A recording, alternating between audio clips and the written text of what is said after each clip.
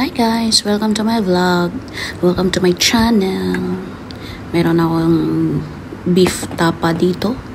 Yan. Marinated na yan siya sa garlic, sa drop of vinegar dahil wala akong available lemon sa bahay. Light soy sauce, dark soy sauce, and a bit of sugar. In-fry ko na yan siya.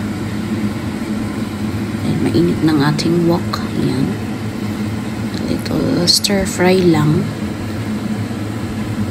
Dahil sobrang dami, hindi ko kakayanin for 2 minutes na stir and fry. So, maybe this is about 5-minute stir fry. Yan. Dahil sobrang dami. And then, gusto ko yung totally well done. Kapag prito. Dahil ako rin naman ang kakain yan. Konsumo ko for the whole week dahil ako lang mag-isa sa bahay. Ayan. So maraming meat.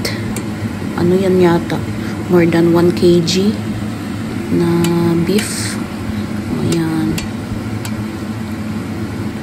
Konting fry pa, stir and fry.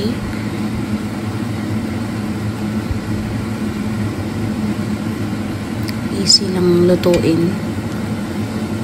Hindi na kailangan magdagdag pa ng water to stew na maglambot ba, dahil yung nabiling meat is a little bit tender and siya thin sliced. Ayan. Then magdadagdag lang ako ng white onions. More onions pa, and a little stir and fry also. Mga 5 minutes din ang napag-fry ko yan. Parang siya sa atin yung beef tapa bistik.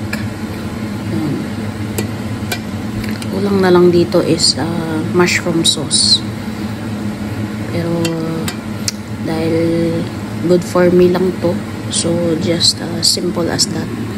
And then nagdagdag din ako ng konting black pepper powder din pala, yun, para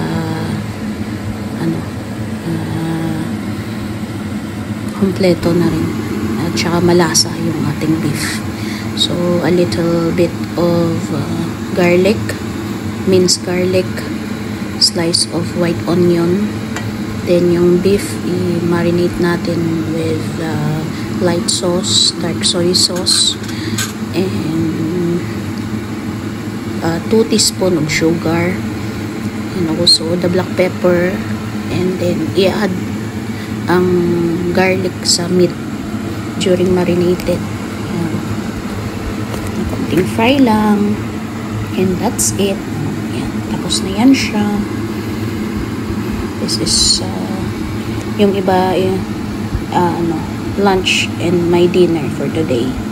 Today's Monday, April 1, and then the rest itatago ko kung kailan ko ulit ako gugutumin. So yan ang magiging ulam ko, or I'll just add some vegetables also, hindi lang yung puro meat.